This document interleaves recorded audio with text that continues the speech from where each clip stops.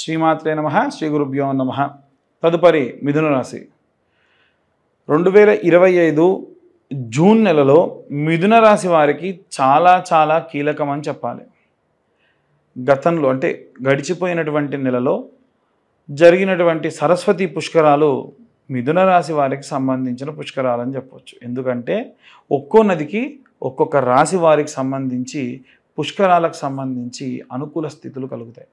అయితే మిథున రాశి వారికి ఇంకొకటి ఏమిటంటే అర్ధాష్టమ శని దోషములు అనేటువంటివి విపరీతంగా ఉన్నాయి.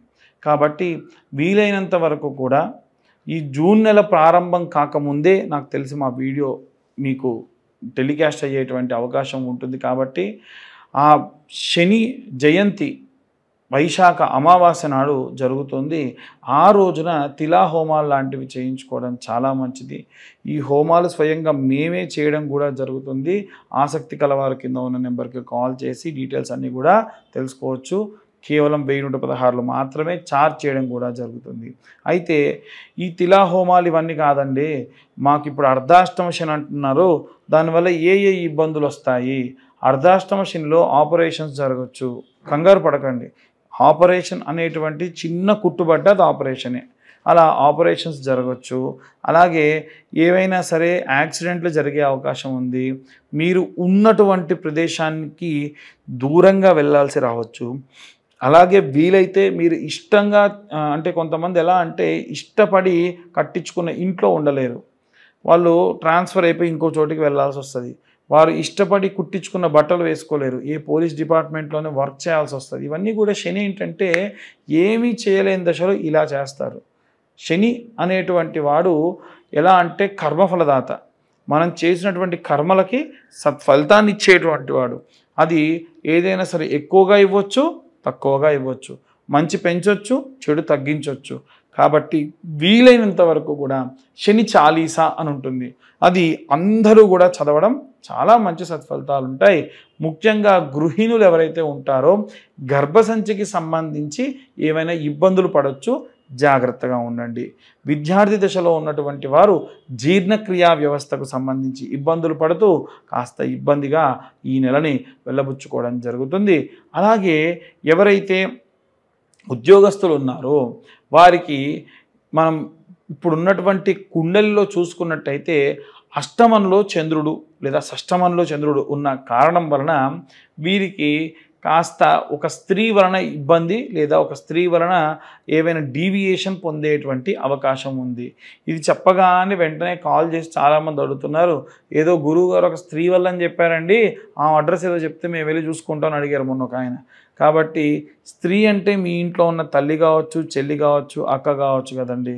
ఎవరో కొత్తగా ప్రత్యేకంగా మీకోసం రావాలని ఎందుకు అనుకుంటున్నారంటే మనం ఆలోచించే విధానంలో మాత్రమే అలా ఉంటే మనం ఏమీ చేయలేం. కాబట్టి ఎవరో ఒకరి వల్ల అంటే ఇంట్లో ఉన్నటువంటి ఆడవాళ్ళు వాళ్ళ ఆరోగ్య సమస్యల వల్ల ఏదైనా విపరీతమైనటువంటి ధోరణితో ఉంటే వారిని హాస్పిటల్ తీసుకెళ్ళి మన పని డిస్టర్బ్ అవుతుందని నేను చెప్పేటువంటి దాని అర్థం. వ్యాపారస్తులకైనా ఇలాంటివే జరుగుతూ ఉంటాయి. వీలైనంత వరకు కూడా ఈ రాశి వారు ఆవు నెయ్యిలో కుబేర కుంకుమ అని ఉంటుందండి, చాలా కొంచెంగా కలిపితే అదంతా కూడా గ్రీన్ కలర్లో నెయ్యిగా మారిపోతుంది. అలా నెయ్యి కుబేర కుంకుమ కలిపినటువంటి దాంతో ఒత్తి వేసి దీపారాధన చేయడం మంచిది. వీరు చదవవలసినటువంటి మంత్రం ఏమిటంటే నారాయణాయ విద్మహే వాసుదేవాయ ధీమహి తన్నో విష్ణు ప్రచోదయాత్ అనేటువంటి మంత్రపఠనం చేయండి. చాలా చాలా విశేషమైనటువంటి సత్ఫలితాలు పొందేటువంటి అవకాశం ఉంది. ఇవి అన్ని వర్గాల వారికి అందరికీ తెలిసేటువంటి విషయాలు. ఇంకా ఎలాంటి రెమెడీస్ తీసుకోవాలి, ఎలాంటి మంత్రపఠనం చేయాలనే విషయాన్ని ఇప్పుడు మనం తెలుసుకుందాం.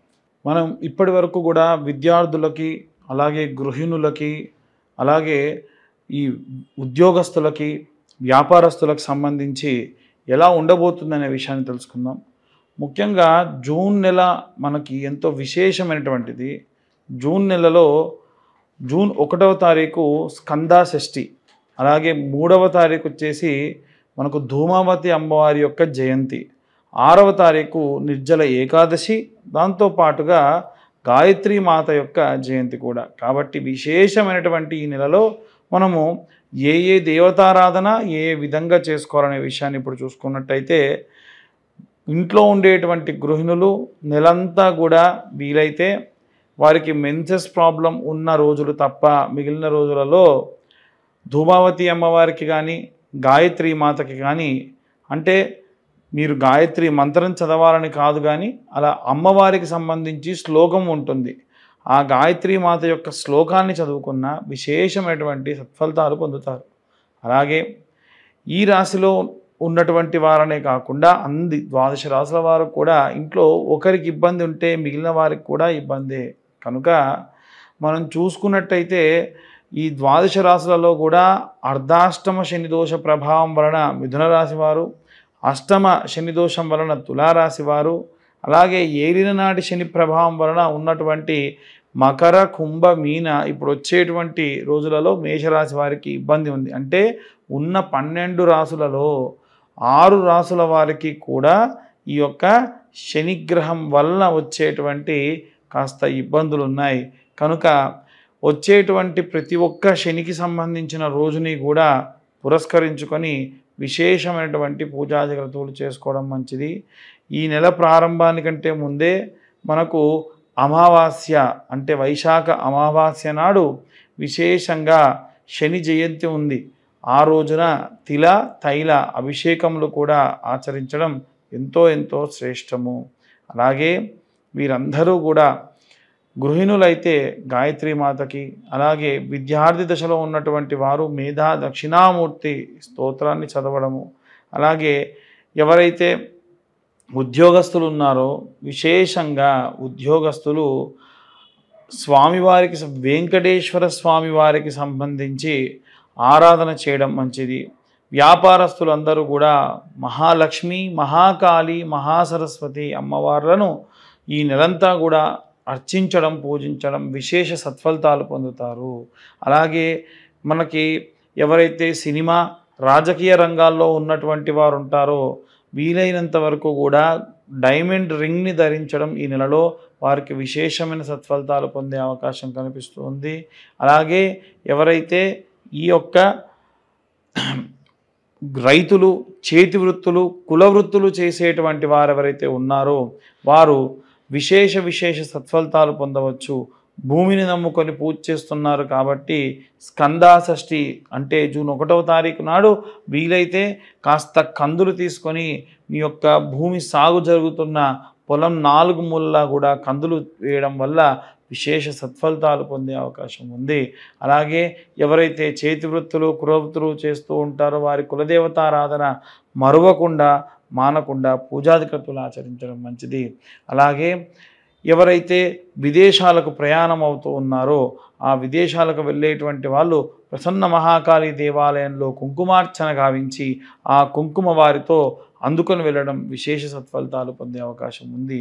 కోర్టు గొడవలు, చికాకుల్లో ఉన్నటువంటి వారు చండీ హోమాన్ని ఆచరించడం ఎంతో మంచి సత్ఫలితాన్ని పొందుతారు. అలాగే ఎవరైతే ఈ యొక్క వేరే రాష్ట్రానికి లేదా వేరే ప్రాంతానికి వెళ్ళిపోయి అక్కడ స్థిర నివాసం ఏర్పరచుకోవాలి అనుకుంటూ ఉన్నారో వారు కూడా ఆరోగ్యానికి సంబంధించి అశ్రద్ధ చేయకుండా ప్రయాణాలు కావించడం మంచిది. పిల్లలు దగ్గర లేకుండా వృద్ధాప్యంలో ఉన్నటువంటి వారు కూడా వీలైనంత వరకు నిత్యము కాలభైరవాష్టకాన్ని చదవడం మంచి సత్ఫలితాలు పొందేటువంటి అవకాశం ఉంది. ఇవన్నీ కూడా గోచార రీత్యా చెప్పేటువంటి విషయములు మాత్రమే. పూర్తిగా మీ జాతకం విశ్లేషణతో మీకు తెలుసుకోవాలి అనుకుంటే మీ పేరు, date of birth, time, place కింద ఉన్న నెంబర్కి వాట్సాప్ చేయండి. పూర్తిగా జాతకం విశ్లేషణతో మీరు తెలుసుకోవచ్చు. ఇవన్నీ కూడా గోచార రీత్యా చెప్పేటువంటి విషయములు మాత్రమే. మాకు డేట్ ఆఫ్ బర్త్ టైం తెలియదండి అనుకున్న వారు నిర్మోహమాటంగా గోచార రీత్యా మేము చెప్పే రెమెడీస్ పాటిస్తే సరిపోతుంది. ఎవరైనా మీ డేట్ ఆఫ్ బర్త్ టైం తెలియకుండా చెబుదామని ప్రయత్నించినా నమ్మకండి, అది కరెక్ట్ కాదు. అలాగే చాలామంది గత వీడియోలో మేము చెప్పిన విధంగా ఈ యొక్క కరుంగలి మాలలు స్వామివారి యొక్క అభిషేకంలో అలాగే చండీ హోమంలో ఉంచి ఇవ్వడం జరుగుతుంది. ప్రతి సోమవారం రుద్రాభిషేకంలో ఉంచి కరుంగలి మాలలు ఇవ్వడం జరుగుతుంది. ఆసక్తి కలవారు కింద ఉన్న నెంబర్కు కాల్ చేయొచ్చు. 1116 మాత్రమే ఛార్జ్ చేయడం జరుగుతుంది. కొరియర్ ఛార్జెస్ ఎక్స్ట్రా 100 రూపీస్ ఉంటాయి. సర్వే జన సుఖినో భవంతు. స్వస్తి.